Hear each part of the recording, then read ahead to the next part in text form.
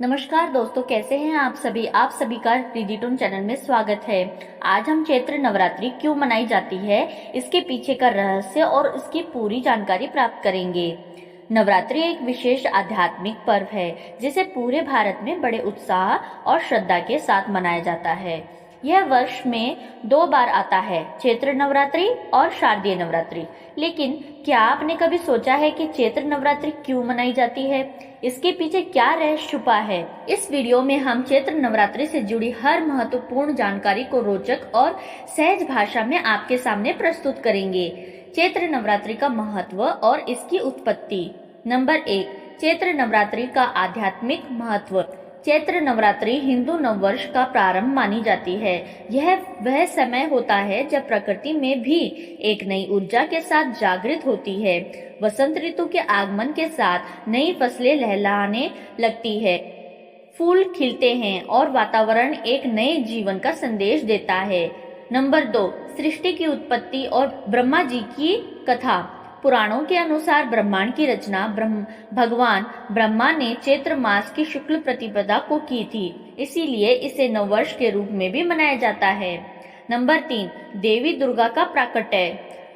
मान्यता है कि इन्हीं दिनों में देवी दुर्गा ने महिषासुर का संहार करने के लिए शक्ति अर्जित की थी, इसीलिए 9 दिनों तक माता के 9 रूपों की पूजा की जाती है।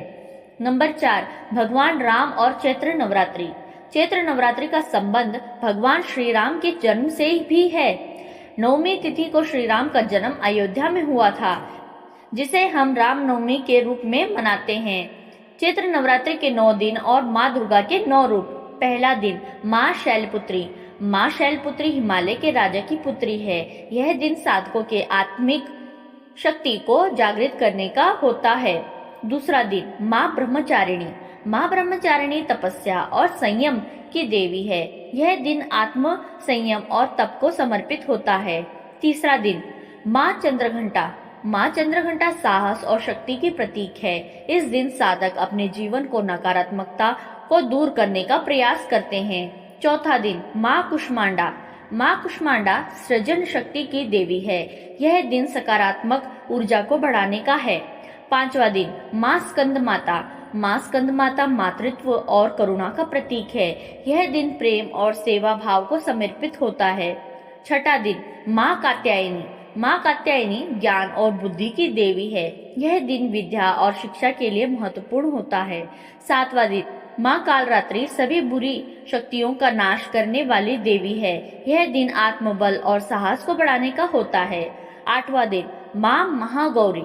माँ महागौरी शांति और पवित्रता की देवी है। यह दिन आत्मशुद्धि और ध्यान के लिए होता है। नौवां दिन, माँ सिद्धिदात्री। माँ सिद्धिदात्री सभी सिद्धियों को प्रदान करने वाली देवी है। यह दिन साधना और पूर्णता का होता है। चैत्र नवरात्र की पूजा विधि। नंबर 1, कलश स्थापना। पहले दिन घर में कलश स्थापना किया जाता है। दूसरा, घट स्थापना। इसमें नारियल, आम के पत्ते और गंगाजल का उपयोग किया जाता है। 3, अखंड ज्योति जलाना। 9 दिनों तक अखंड दीप जलाने से विशेष फल प्राप्त होता है। 4, माँ दुर्गा की आराधना। हर दिन देवी के अलग अलग रूप की पूजा की जाती है। 5, रामचरितमानस या दुर्गा सप्तशती का पाठ। यह बहुत शुभ माना जाता है। नंबर 6, कन्या पूजन। अष्टमी या नवमी के दिन कन्याओं को भोजन कराकर आशीर्वाद लिया जाता है। चैत्र नवरात्रि से जुड़े कुछ रोचक तथ्य। यह समय मौसम परिवर्तन का होता है, इसीलिए उपवास रखना स्वास्थ्य के लिए लाभदायक होता है। इस समय ध्यान और योग करने से आत्मिक शांति प्राप्त होती है। किसान इस समय फसल काटने की तैयारी करते हैं, इसीलिए इसे धार्मिक और कृषि पर्व दोनों माना जाता है। रावण ने भी चैत्र नवरात्रि में शिव जी की आराधना की थी। नवरात्रि और वैज्ञानिक दृष्टिकोण। उपवास करने से शरीर विषाक्त पदार्थों से मुक्त होता है। ध्यान और मंत्र जाप से मानसिक शांति और ऊर्जा बढ़ती है। मौसम परिवर्तन के कारण हल्का और स्वास्थ्य के लिए लाभदायक होता है। चैत्र नवरात्रि केवल एक धार्मिक पर्व नहीं है, बल्कि यह आत्मशक्ति, प्रकृति से जुड़ने और आध्यात्मिक उन्नति का एक सुंदर अवसर है। इस दौरान देवी दुर्गा की उपासना करने से न केवल आध्यात्मिक शक्ति मिलती है, बल्कि हमारे भीतर सकारात्मक ऊर्जा का संचार भी होता है। इसीलिए जब भी आप चैत्र नवरात्रि मनाएं, इसे सिर्फ एक परंपरा के रूप में न देखें, बल्कि इसे आत्मिक जागरण और आध्यात्मिक विकास का अवसर बनाएं। माता रानी की कृपा आप सब पर बनी रहे। जय माता दी। धन्यवाद।